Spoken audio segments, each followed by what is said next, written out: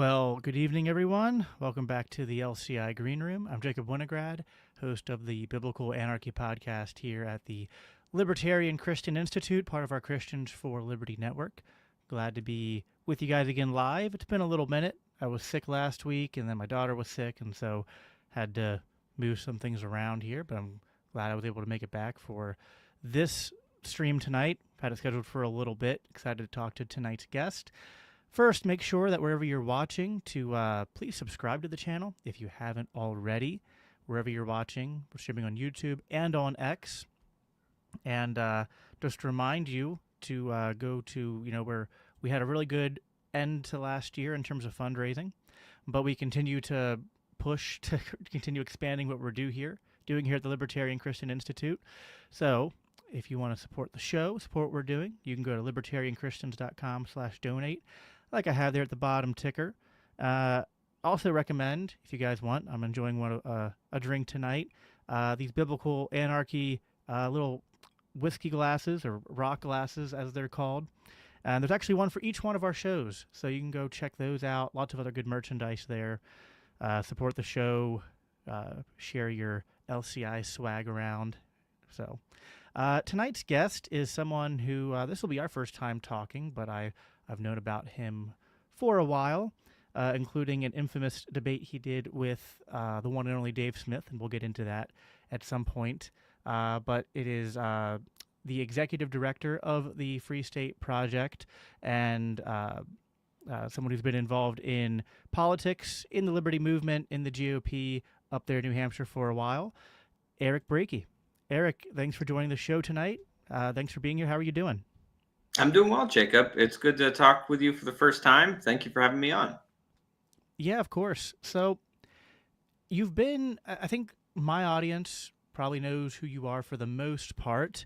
And I know we at the Libertarian Christian Institute have interviewed people before regarding the Free State Project. But just for those who are unfamiliar, I figured we'd start out by just giving yourself a little bit of an opportunity here just to share things about your background, your experience in politics, what you do at the Free State Project, and just what the Free State Project is for those who are unaware. Well, I'll try to give the super condensed version on both. For me, I've been involved in liberty politics since I joined the Ron Paul campaign, just as a grassroots activist and eventually a staffer for the 2012 effort in Maine.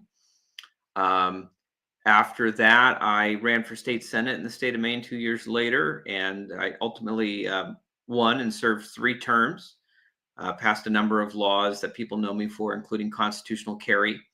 I ran for federal office twice for Congress and the U.S. Senate. Went off and worked with Young Americans for Liberty for a while as their national spokesperson. And after coming back to Maine and serving my 3rd and final term in the Senate, I decided I was ready to continue serving the Liberty Movement in a different way by crossing the border, moving to New Hampshire, and leading the Free State Project. And the Free State Project is an organization and a movement that's been in existence now for 22 years. I like to say that we're at the start of a 2nd generation of the Free State movement. And the basic idea is that it is a mass migration movement of libertarians from all around the world and the country to the state of New Hampshire for the purpose of concentrating in a single place where we can build a free society. The challenge for libertarians is that while there are millions of us in this country, we are a scattered diaspora where we may be as much as 5% on a good day in a good area, but that's not enough in any concentration to have a real impact on the politics and the culture around us. And so the Free State Project asked a generation ago, what if we got 20,000 libertarians to move to a small state? New Hampshire was selected a state with a strong libertarian culture already as the live free or die state. And over the course of the last 2 decades, thousands and thousands have made the move. Many more have made the pledge to make the move at some point. And in that period of time, libertarians have really grown in prominence in the state of New Hampshire. We control a quarter of the state legislature, and we have vibrant communities in all regions of the state with near daily liberty events, which you can see for yourself at fsp.org. If you look at our community calendar, every single day something is happening.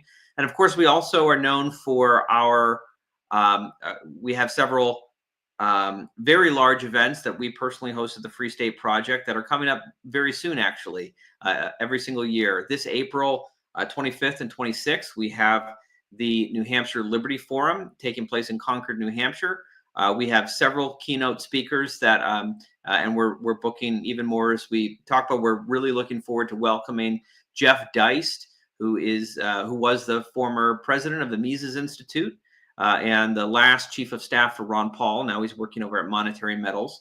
We're also going to be hearing from a recent New Hampshire congressional candidate, Lily Tang Williams, and many more from around the country who are joining us for that.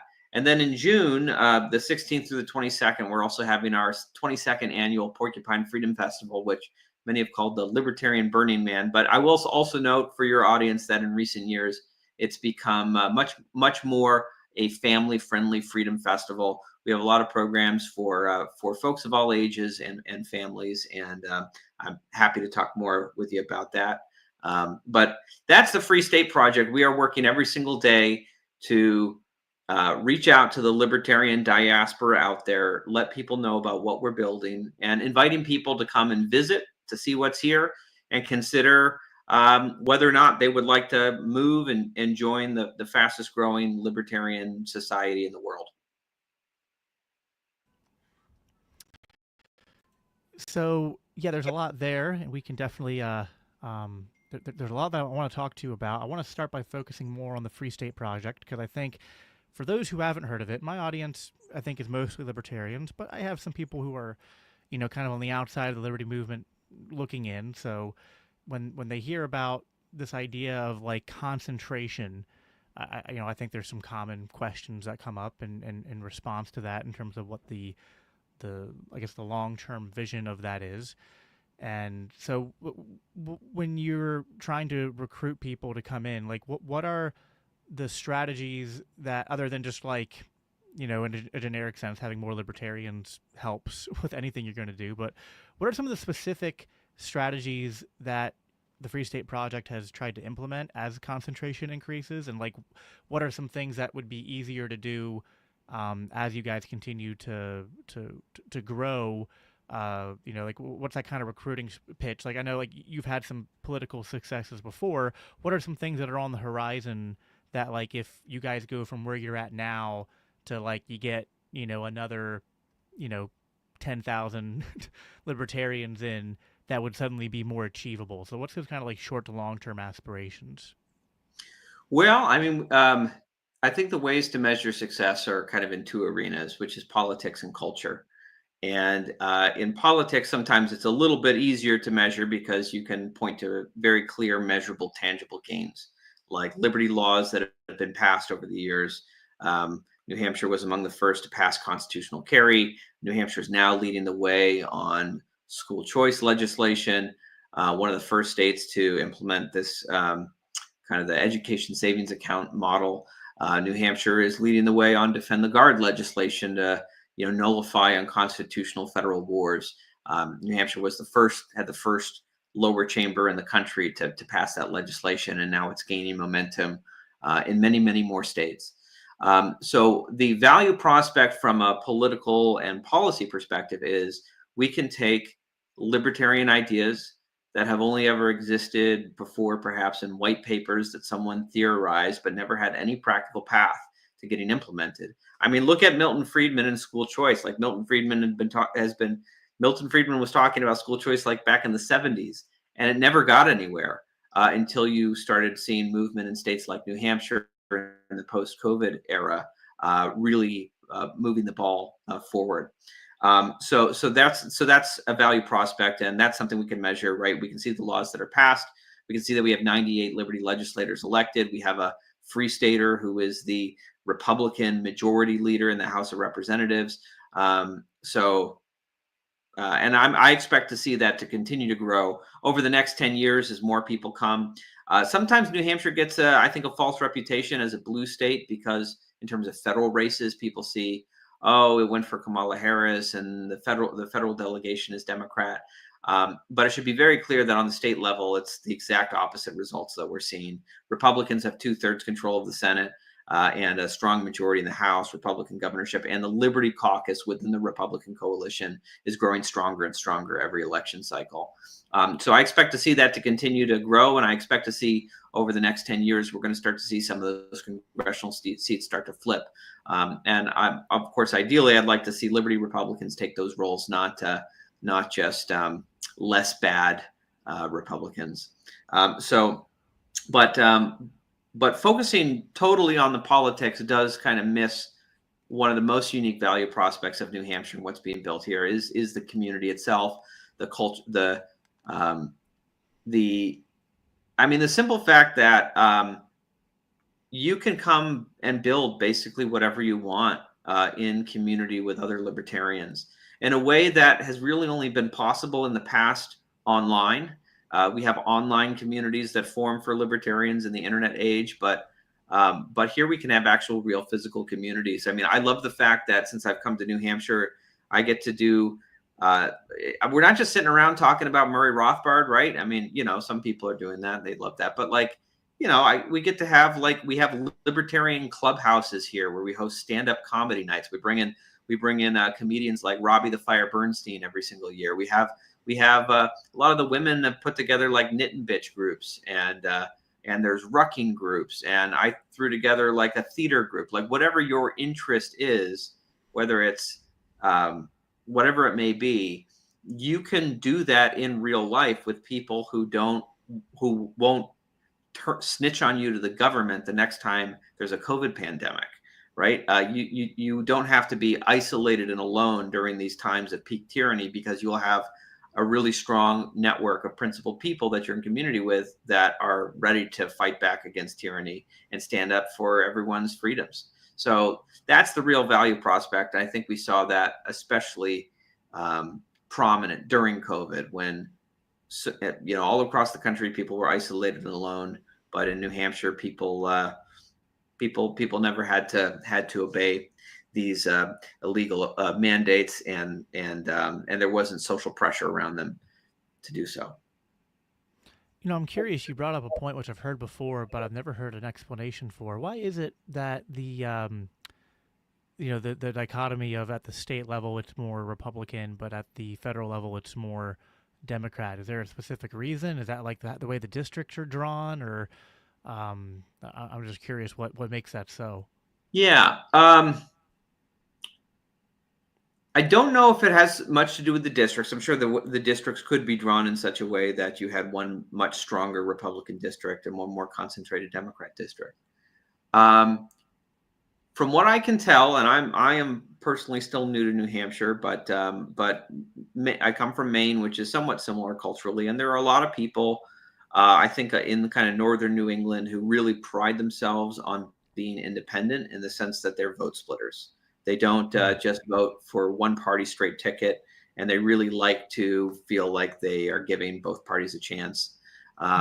Okay. And so you do have I think, a large concentration of people in New Hampshire who are those kinds of vote splitters, who perhaps they just really don't want an income tax in New Hampshire, and they're worried that Democrats on the state level would impose one. But maybe they have a preference for Democrats at the top of the ticket for federal races. I think that over time, though, what we're going to see is, real change happens from the bottom up and gradually. And right now we have a massive bench, like you don't really see in other states, of 98 legislators who, in my mind, all have the potential to be future U.S. senators, future congressmen, future governors.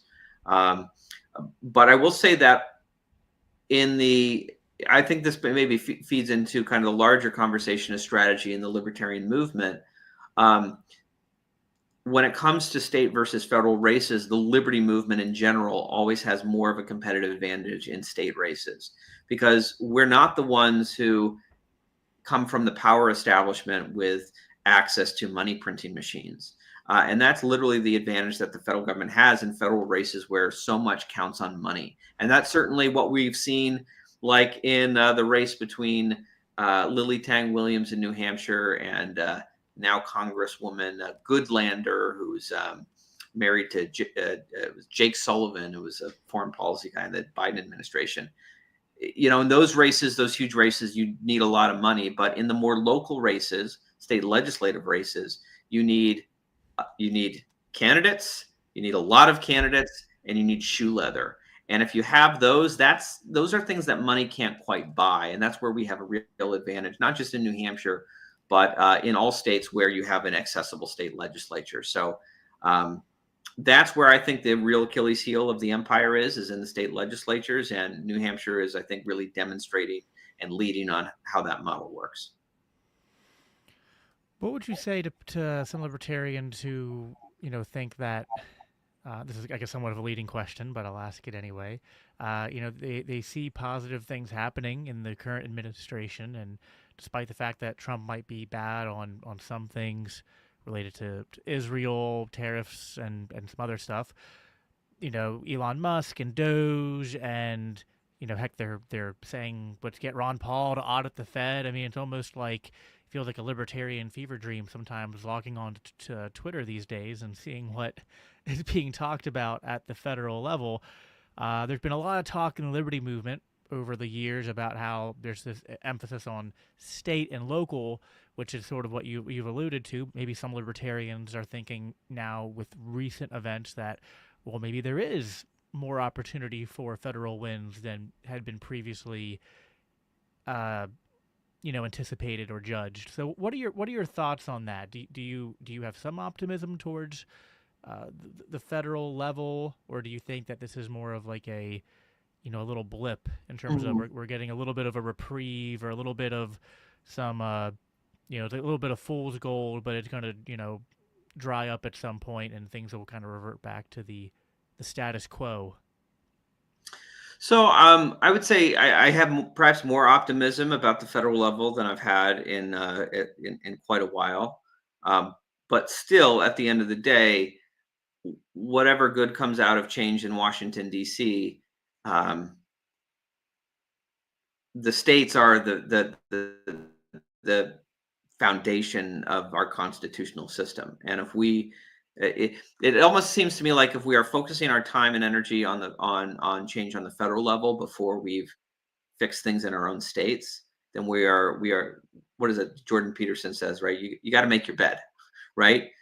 If you can't get your own house in order, if you can't get if you can't get things in order in your community and your state, and you're putting all of your hopes and optimism for the future on the idea that someone is going to ride in on a white horse and save us from Washington, D.C.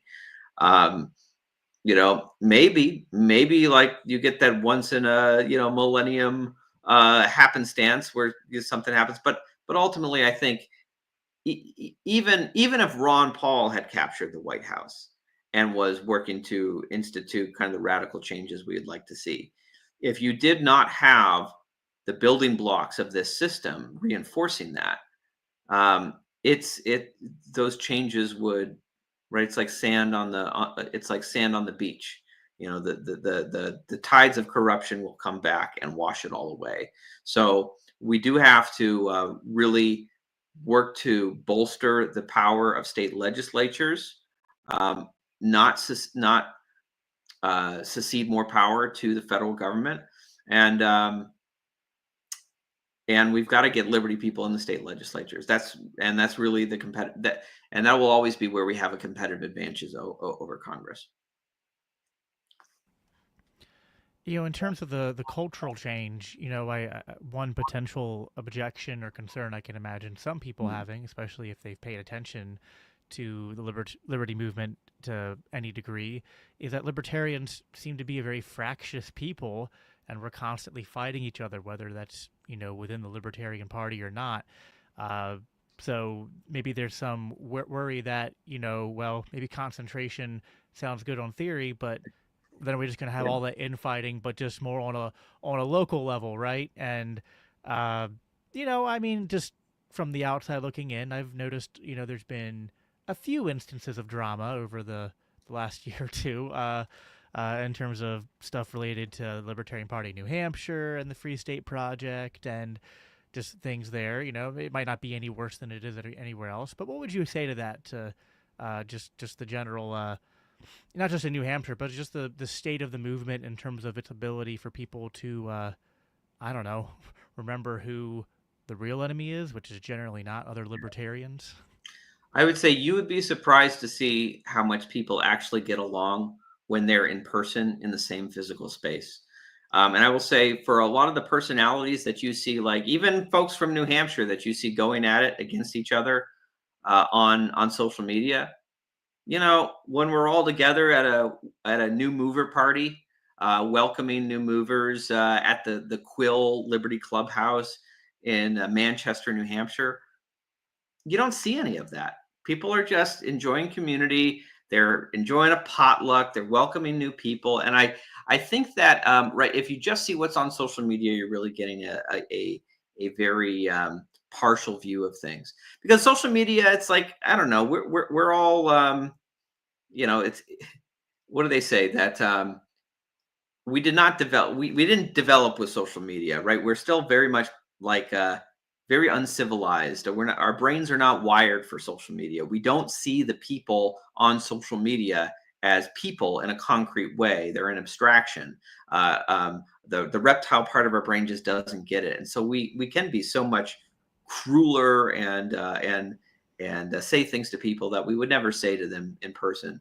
And I think that's the value of having libertarians in an actual single space, rather than our communities just purely existing online, is that I do think that it creates an environment that fosters a lot more positive collaboration and building of projects, rather than just criticizing the way that other people are trying to build things in the ways that we don't maybe think is the right way. I mean, that's the value of New Hampshire. You can come, you can find other people to build your project with. And we also have a saying here that, the best porcupines in New Hampshire are those who build, don't bitch, right? Focus on building something up rather than tearing down what someone else is trying to build. What's the landscape of politics in New Hampshire in terms of how libertarians and specifically the Free State Project coalition with other groups, whether they're other libertarian groups or with other partisan groups or nonpartisan groups? You mentioned defend the guard. That's one possible thing, but I'm just curious. And does that go? Because from what I know a lot of the libertarians run on the GOP ticket. Mm-hmm. But is there any collaboration, any coalitioning with groups on the left when it comes to things like drug decriminalization? I haven't looked into New Hampshire politics in a while. I know for a while one of the knocks I heard a lot was that cannabis was still criminalized there. I don't know if there's any changes on that, or if there's Yeah, anything in. Cannabis is fully decriminalized in New Hampshire. Okay. It is. We do not currently in New Hampshire have a system in place for legal adult use sales of cannabis. That's Okay. something that there's been a bit of a tug of war in the legislature about, not necessarily whether it's going to happen, but how it should happen. Whereas the more GOP establishment, former Governor Sununu and the Senate, which has been until recently very much dominated by the GOP old guard until we got 5 Liberty senators elected this past election. They wanted a top-down government control model where basically government has a monopoly on cannabis sales.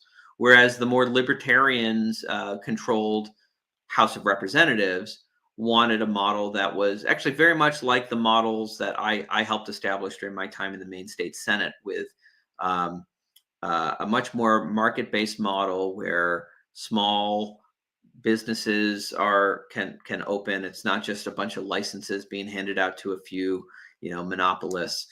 People can home grow. So that's been the real tug of war, is what kind of model eventually goes into place in New Hampshire. So that has held up getting to a true legalization, but I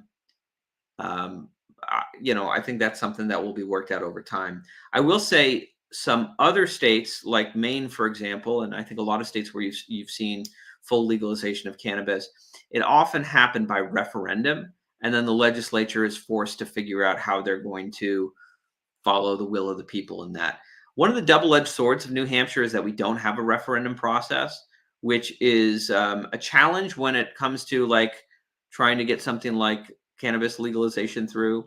But it also is a benefit when it comes to stopping a lot of other really bad anti-liberty policies, like I've seen in the state of Maine pushed through at referendum. The things that sound nice if you don't understand economics, like um, hiking the minimum wage to $15 and then pegging it to inflation for eternity, or having a surtax on millionaires to fund education, right? All these things that in practice just taxes that drive people out of the state and worsen the economy, but they sound nice if you're an uninformed voter having to choose yes or no. So I think it's to the benefit that New Hampshire doesn't have a referendum process, and that we also have a very kind of wide and open and accessible House of Representatives where we have 400 members. It's very easy to get elected. Um, so, but yeah, I think that's why we're a little bit behind on legalization versus some other states, but New Hampshire will get there. So, what would you say is the main reason why it seems like New Hampshire is it just an effect of the concentration, or is there some other reason why New Hampshire seems to have had more success than other states when it comes to getting libertarians elected through the GOP? Because that's something that is obviously a hot button issue. I mean, actually, always in the liberty movement since I joined it, but then especially lately, just with all the libertarian sort of collaboration and that happened with the Trump administration. So now more than ever, people are like, well, what would libertarians do? Support the GOP, support the LP, both, neither. But I know that in the New Hampshire um, politics, it's always been a little bit different. What do you attribute that to? Well, I think part of it is um, how accessible the state legislature is, right? When you have 400 seats to fill and you're the Republican Party and you have all of these new and energetic activists in the state who are getting involved, and maybe you don't agree with them on everything, but you agree with them on some things like gun rights and cutting taxes and spending, and fighting for school choice and these sorts of things, and they're willing to step up and run for those seats that you're busting your butt to try to find 400 people to run. It has created an environment that gave a real competitive advantage to kind of free state movers to and libertarians who've been who are already active here to step in and run and win those seats. And that's been really kind of catching on as a strategy really over the course of the last half decade, especially in New Hampshire. So I think that's a big part of it. And over time, it means that the libertarian movement of New Hampshire has had so much success here that it's become one of the most dominant ideological factions in the GOP. So I brought up the divisions that's happened. I first heard of you when you did a debate with Dave Smith on whether or not libertarians should support a Libertarian Party strategy or a Republican Party infiltration strategy. And this was, of course, I don't know exactly. This was at least 3 years ago or 4 years ago. I think it was. Yeah, It was. it was right after the election of Joe Biden, Yeah. if you believe So that that's what actually happened. uh, the so back then, it's funny. Dave always talks about how he's never lost a debate, but one could argue that maybe that debate ended in a bit of a draw at first, but that time has perhaps proven you right on certain aspects.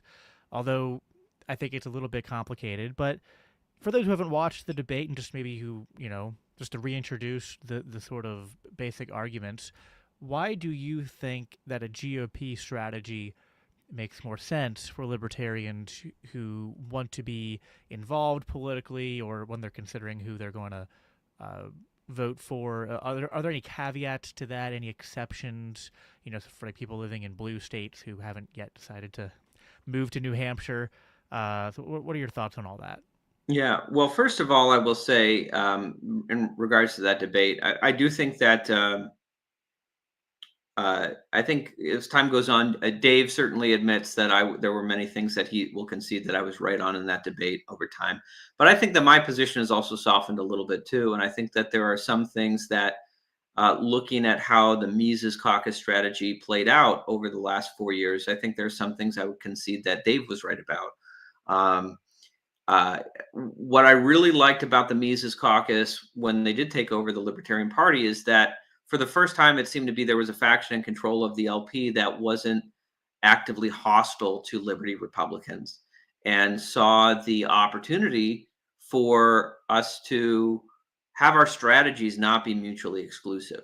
For the longest time, I've heard from so many people in the Libertarian Party who are these libertarian partisans who say there's no such thing as a libertarian Republican. If you are a libertarian in the Republican Party, you are a traitor to the libertarian movement and you're not a real libertarian. To which case I say, are you really going to say that about Dr. Paul and Thomas Massey and Rand Paul? And some of them would. And I think that they're just being obtuse, personally. But the Mises Caucus, I think, really did present a way for our strategies to be not mutually exclusive. You can use the Libertarian Party as both a carrot and a stick, to say, hey, GOP, if you run Liberty Republicans, we will not run against them, and we may even actively support them. But if you run Lindsey Graham's, we will run an LP candidate in that race. We will siphon off a portion of the vote and potentially cause you to lose that race. So have a nice kind of carrot and stick to make the GOP be better, and be more. And if you ever have taken a course like Young Americans for Liberty teaches this great course on the real nature of politics, you will understand that in politics, it is not the base voter who gets on the back of the bus for the candidate that wins their party's nomination, no matter who that person is. That is not the voter who gets catered to by the politically powerful. The voter who gets catered to is the swing voter, the one who's in play. That's who the candidates make promises to and know that they have to keep those promises to retain them in the future. And I think that the value that we saw of the LP this cycle is that you have, for all these years, you've had, hey, here is a 3% voting block that is not voting Democrat, is not voting Republican, and what can we do to get them off the sidelines and bring them into our coalition? And Angela, as head of the Libertarian Party, saw the opportunity there to leverage the LP's real asset, which is that block of swing voters, in order to get tangible concessions around the personnel and pardons and several other things that we're still seeing play out, and we don't know how exactly it's going to play out. So I do want to give some credit to the Mises Caucus LP strategy that Dave was advocating for, because I do think it has borne some fruit. But ultimately, I do think that if for those who want to win tangible political races, and not just be a candidate who is, running to make a bad GOP candidate lose, then the path for you has to be one of the two major parties, because we have a rigged system. The rules are written in such a way that it is nearly impossible for third parties and independent candidates to compete. With the first past the post voting system, it will always boil down to, in the majority of people's minds, not who is the person I like the most, but who am I afraid of the most? And people will ultimately narrow it down to who they perceive as the final two candidates. And because Republicans and Democrats have built in a 30% base for both of their candidates, it will, if you are outside of those two major parties, you will very rarely ever be seen as viable by voters come election day. That's the way the system is. So the opportunity that we have in politics is the primaries of these two systems. And I think because of the work done by individuals like Congressman Ron Paul, laying the groundwork for so much. I think the libertarian movement has found a real home in the Republican Party, and the more that we are there, the more that we co-opt the infrastructure of the GOP, the more we can push out the folks who I consider to be our great adversaries as libertarians, which is the neoconservatives, who I grew up under in the George W. Bush administration. And once I realized how evil they were, became my life's mission to see them driven out of power. And coalitioning with the MAGA America First folks, I think that we do need to understand that it is a coalition and that there are going to be real disagreements, and we should not. We should praise Donald Trump when he does things that are good, but we should not give our souls to him, and we should challenge him and challenge the MAGA movement when we think they're going astray. But I will say there's a lot of things that seem to be going right. There's a lot of things to praise, and I think we should praise those things loudly and publicly. But also when it comes to things like him talking about, um, you know, moving troops into Gaza and having a forced relocation of everyone in the Gaza Strip, I think that that's definitely something we should.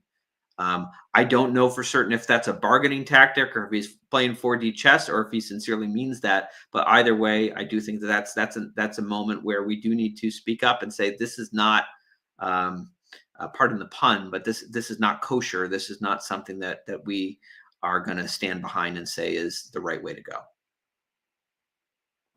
Something you said, which I I have a hard time accepting, but I could be biased. Is you say that there's a real chance to influence the culture in the GOP, and that you're optimistic. I've always been pessimistic about that, and even now I'm kind of pessimistic about it. And I'll lay my cards on the table Mhm. with the caveat, just because LCI is a nonprofit, and so these are my views and my experiences, and I don't speak for LCI as a nonprofit. And the We same don't for make me and the Free State Project, which is also a nonprofit, and I'm just Right. So we don't make political endorsements. We're just talking about the ideas and what libertarians and people who care about liberty would be considering. And for myself, I voted for Donald Trump, and I did so kind of reluctantly, holding my nose. It was a last minute decision. But when I kind of saw the run up of him and Elon saying that they were going to, like promoting Ron Paul and his ideas as part of the equation to Doge, all the promises that Trump had made, including like freeing Ross Ulbricht, which he did deliver on. I said, hey, you know what? Like, I know what I'm getting with Harris, and that's just bad with no upside. With Trump, there's a potential upside, right? But that to me feels like a unique situation that sort of like happened somewhat as a result of the leverage libertarians and the LP played, somewhat a result of other factors as well. Um, but I gotta say, like what I've seen since then is that, and I agree with you. Listen, I think we can coalition with anyone. I'll coalition with MAGA on the things that we overlap with MAGA on. I'll coalition with hardcore progressives on the things that we overlap on. Right? Like I just today saw Dave Smith and Cenk Uygur debating Israel on the same side on Piers Morgan's show, right? So like I'll coalition with the true anti-war left and progressives on issues like that.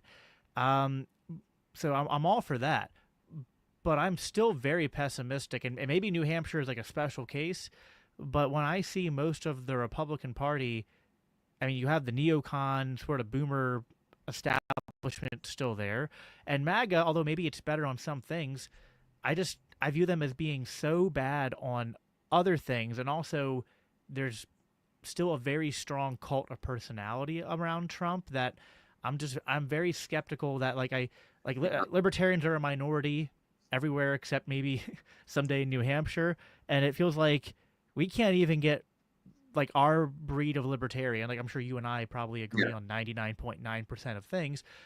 Well, we couldn't even get our brand of libertarian to take over the Libertarian Party and hold it securely, right? Like that's began to wane. So it seems even less likely that could ever happen at the GOP. to a level that would be necessary to really change the culture and political climate in many states, even federally.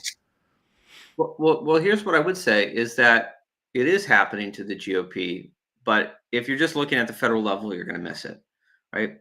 I think that New Hampshire is um, the strongest and most sustained place where libertarians are um, co-opting the machinery of the party. But it's not just New Hampshire. You know, so when I got started in 2014, I got elected to the state senate. There were maybe like 10 or 20, if you're being generous, kind of liberty Republicans kind of coming out of the Ron Paul movement who had managed to get elected to the state legislature. Now, if you look at an organization like Young Americans for Liberty, and what they kind of took that early model that we had built and they kind of franchised it. They took their thousands of volunteers and activists from college students around the country, and they said, can we find liberty candidates to run for the state legislature? And let's take those activists to go knock doors and get them elected. So since I got started just a decade ago, we've gone from 20 to 400. Right now, about a quarter of that is in New Hampshire, I will say. But also, you look at states like Wyoming, for example. I understand it. The Young Americans for Liberty Hazlitt Legislator Coalition has like majorities now. Like, I'm not talking about being the biggest coalition in the Republican caucus. They've got majorities. I believe they've like elected a Libertarian Republican speaker and Senate president. We'll see how that goes. But you're seeing this in a lot of state legislatures around the country. Now, some places are never going to be fertile ground, you know, and but you are seeing real change, and it's happening at the bottom up. And of course, everywhere they are, those state legislators are the bench for future federal candidates. So I say you definitely want to watch that as that continues to develop. I think that's the biggest victory for the libertarian movement over the last 10 years that nobody talks about. And that's why we've seen constitutional carry spread around the country. That's why we're seeing school choice spread around the country. It's why we're seeing defend the guard start to get legs and actually threaten the powerful in Washington, D.C. So that's where libertarian Republicans are winning. And as far as in the bigger picture of things about the culture of the GOP, you know, I think that, you know, like or not like Vivek Ramaswamy, I think that he proposed something very interesting, which is he seems to recognize that what America first means is, like you noted, it's very wrapped up in a cult of personality around Donald Trump. And that's both good and bad. That's a definitely double-edged sword. It means when Donald Trump says that, you know, great nations don't fight forever wars, that all of these folks kind of line up who are, you know, all for all the wars, and suddenly they change their mind and they say, yeah, he makes a good point. And suddenly the neoconservatives are left there wondering, wait, what just happened to our party? But it also does mean, like, if we got a 9/11 attack on American soil and Trump were to react and say, we're going into World War III, like, it also means those same people could turn on a dime and go in the other direction. So that it's a double-edged sword. But there's always a question, like, what does this movement become when Donald Trump is no longer the central figurehead for it? And I think the challenge and the question for us as libertarians is, you've got all of these populist individuals who are fed up with the politically powerful and fed up with the establishment. Can we provide an ideological framework like Murray Rothbard long advocated for and attempted to do for this populist right that points them at the right enemies, that points them at the Federal Reserve, at the military industrial complex, and takes them down the road towards a kind of Rothbardian libertarianism that you and I would recognize? I think there is real opportunity there. And I think that we should, in fact, learn from what the neoconservatives managed to do in the post-Reagan era, in that Ronald Reagan, despite how he is remembered, it was not a neoconservative. He was not a perfect non-interventionist, but he was not a neoconservative. This is someone who negotiated the peaceful end of the Cold War, who pulled troops out of Middle Eastern countries when he realized how crazy the politics were there. And the neoconservatives at the time howled about it and called him all kinds of names. And yet when Ronald Reagan's term was done and they realized he was going to become a cult figure, that all Republicans were going to aspire to live up to.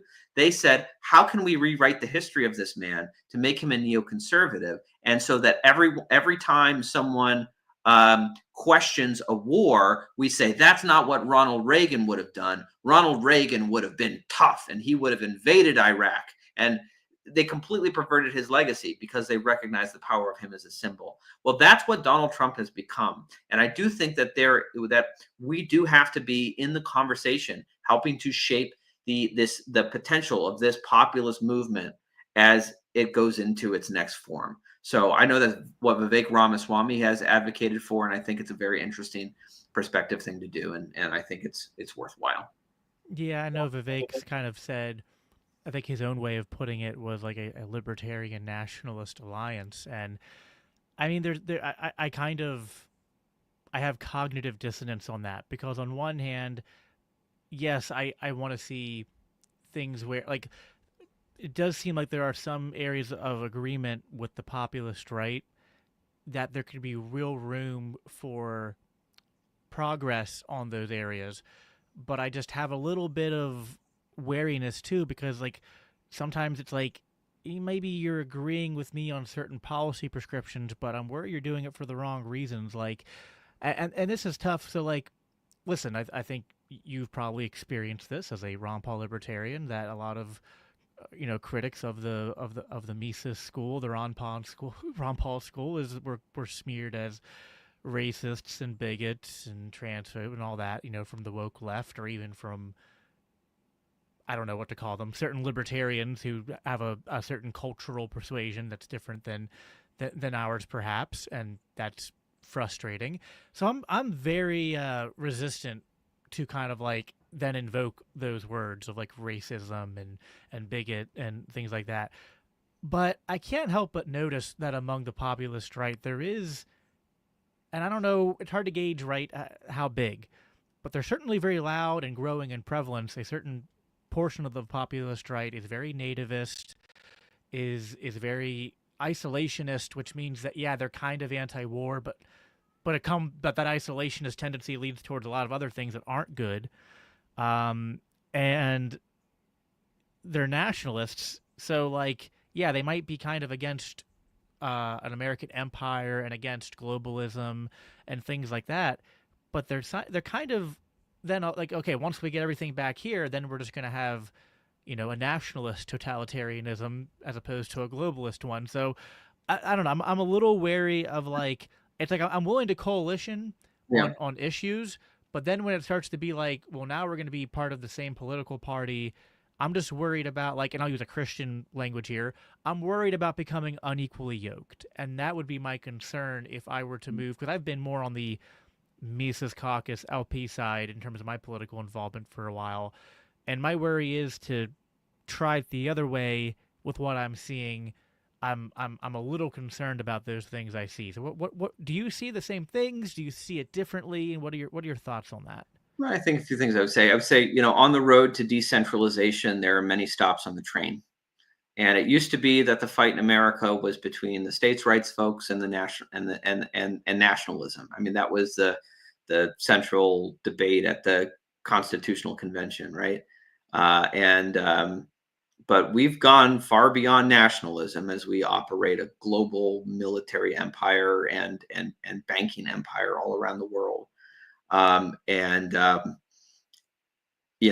not a nationalist. I'm not even necessarily totally like, I don't want states to have all the power to tell us what to do in our lives, right? I'm an individualist, but I also recognize that the more we can move in the direction of decentralization, the better, and the closer we're going to get to that. So I'm happy to partner with people who prefer a strong national government over a strong global government.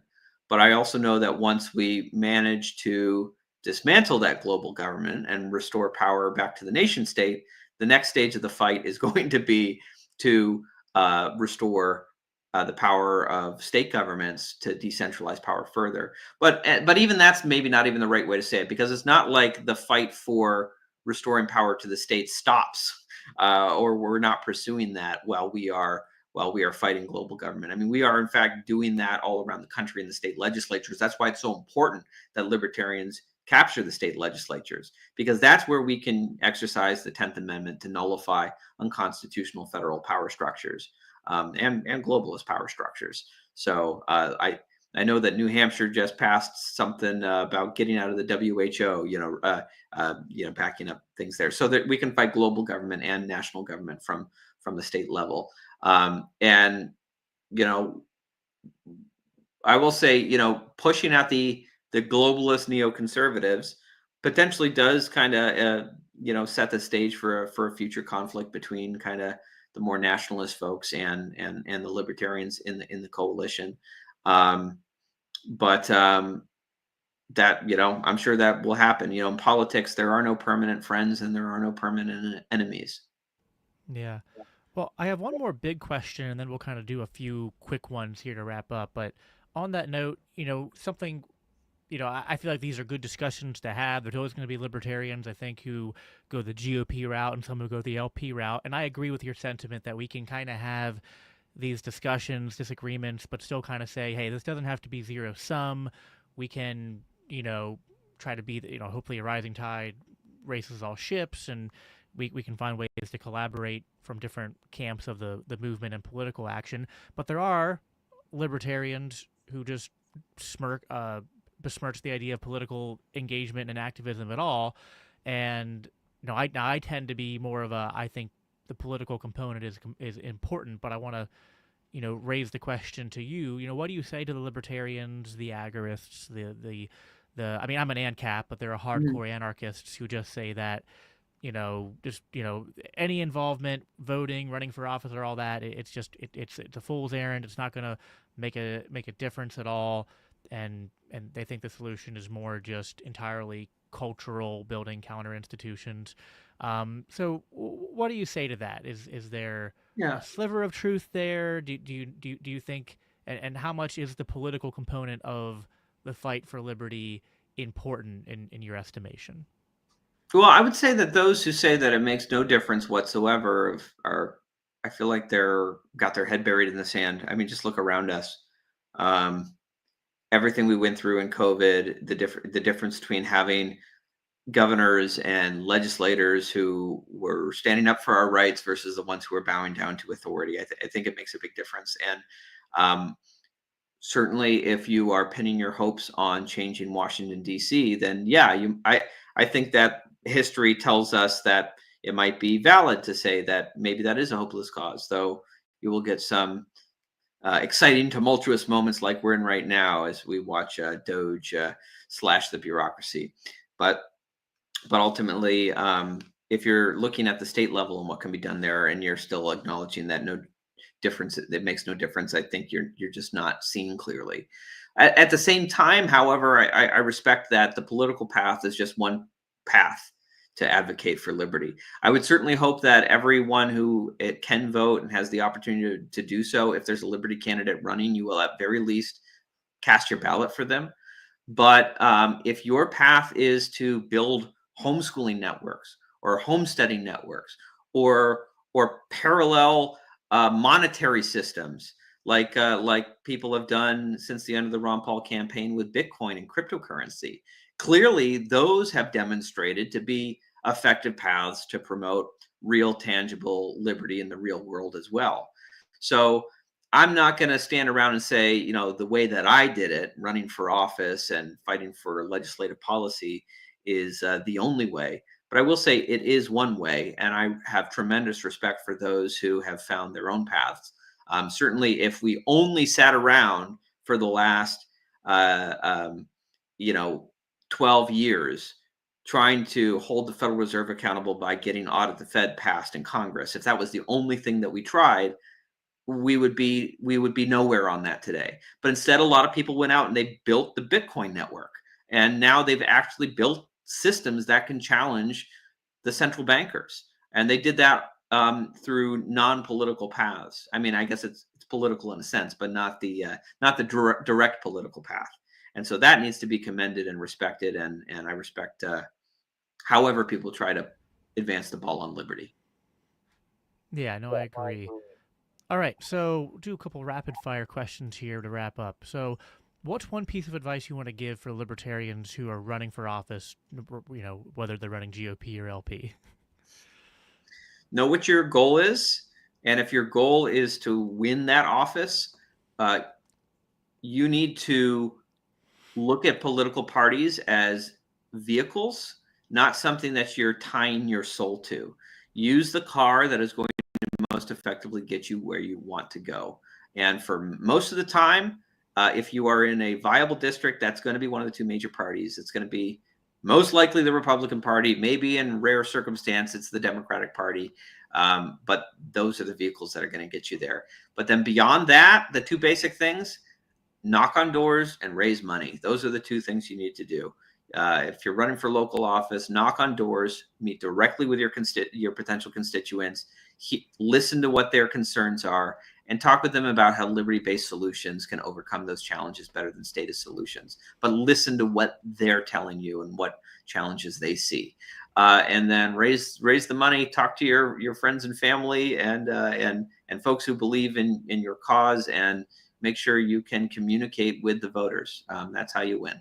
So that's the advice that was given to me anyway. Those basic two things: knock on doors, raise money. It was good advice. Good. What is the most common objection you hear to people to moving to New Hampshire, and what is your response to it? The most common objection I hear is snow. And personally, maybe it's just my roots in northern New England, but I love having four seasons, and I love the winter just as much as I love the mild summers that we have, the vibrant and beautiful autumns that we have, and well, everyone loves spring. Spring is always great. So certainly the snow in the winter can scare some people away, but I will say we have the infrastructure for it. It means that we have plentiful groundwater here. When the water wars happen, you're not going to want to be in California. You're going to want to be in New Hampshire. And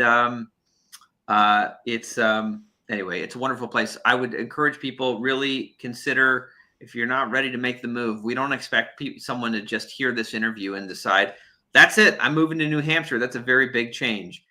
Just come and visit. Come and visit for the New Hampshire Liberty Forum in April. Come visit for the Porcupine Freedom Festival in June, or come any time of year for Porcupine Vacation. Let us know you're coming. We'll help you set up a nice opportunity to meet the community and see a lot of the events that are going on. All right. Might be the last question here. So what, and you can't say Maine either. I think that's kind of a cop out for you. What is the best state for liberty other than New Hampshire? Well, I mean, if you go by the Freedom in the 50 States Index, it would be Florida. They're ranked number 2 after New Hampshire, which is ranked number 1. I will say, though, I've been very impressed with Wyoming and the advances that they've made there in their legislature, getting good people elected, and of course, driving Liz Cheney out of public life. It was really wonderful to see.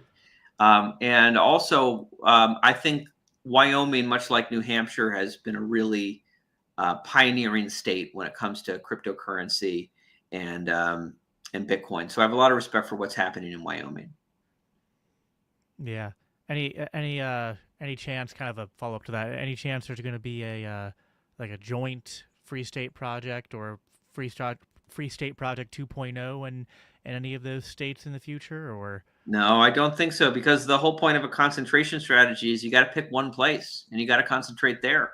So if we start having, you got to pick a north and a south. You know what I mean? well, I think that we can recognize and maybe we'll set up ambassadorships with other states that achieve a degree of freedom, and we can nullify the federal government together. So I do want to say, I know we're wrapping up. I just did want to mention, if folks want to learn more, they should go to fsp.org, and you can find links there to our major events, PorcFest and Liberty Forum, and get tickets. You can follow us on Twitter at FreeStateNH. If you have any questions, shoot us a direct message, and we're happy to talk with folks. Yeah. All right. Well, Eric, thank you for coming on. I was going to ask you to plug anything you wanted to plug, but I think you just did. I got ahead of you. And then as people want to plug your social media in case people want to follow you or the Free State Project Yeah. on Twitter? Yeah. Well, I gave the FSP's Twitter, but my Twitter is at Senator Brakey, and I post very frequently, so you can find me there. All right. Well, thanks, Eric, for your time. Thanks, everyone, for tuning in, and talk to you real soon. Until then, live at peace, live for Christ. Take care.